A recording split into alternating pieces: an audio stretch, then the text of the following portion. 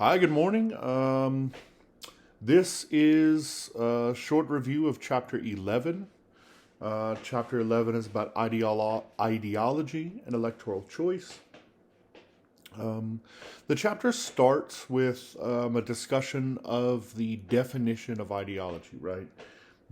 Ideology is a word that is used in many, many different ways, sometimes even sort of carrying a negative connotation, right? But they define ideology, and then they move on to Philip Converse and the research of Philip Converse in the 1950s and 60s suggested that most Americans do not have sort of a well formed ideology at all, right? Um, they're largely uninformed unless you're amongst sort of the highest educated and most politically active, as we've seen before. Um, they do not have sort of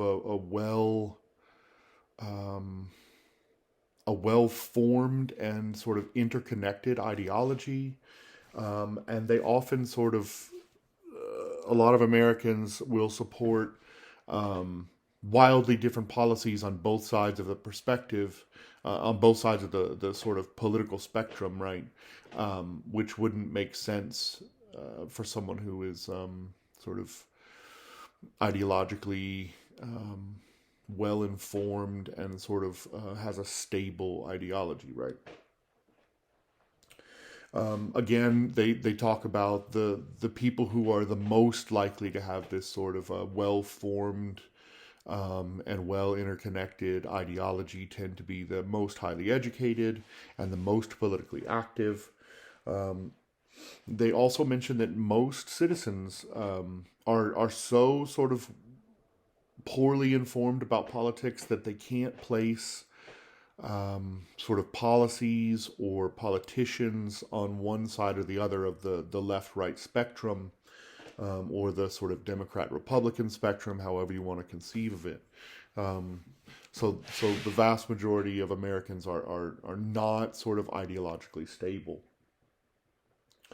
They move on a little bit later and say that there's some new research that is trying to basically do away with the sort of concept that ideology is a single line, right?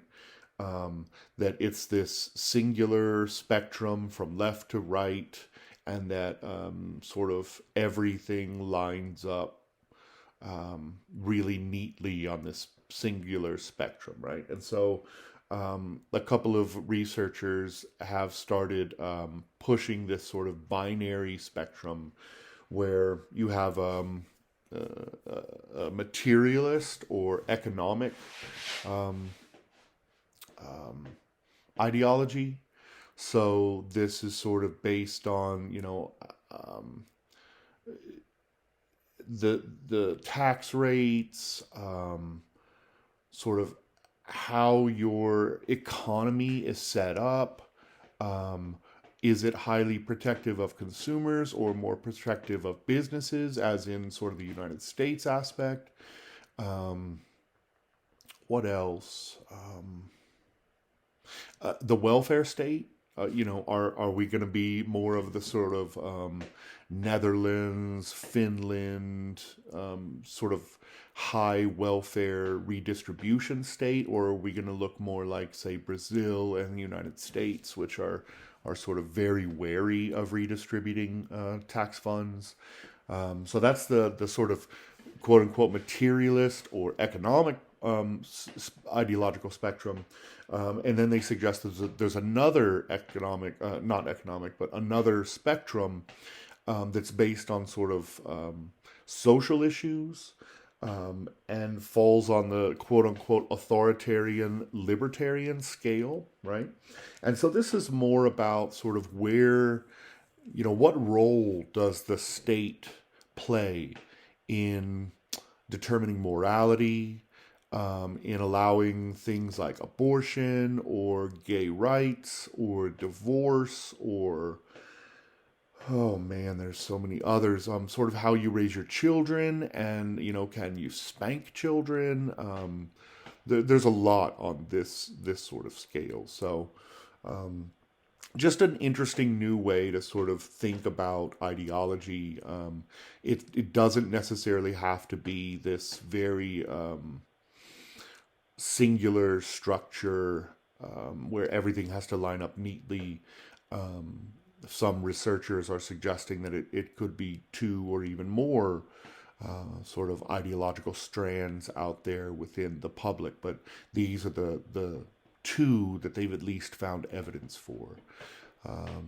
So anyway, that's it for me today. That was chapter 11. Have a wonderful day, and I will see you next for chapter 12.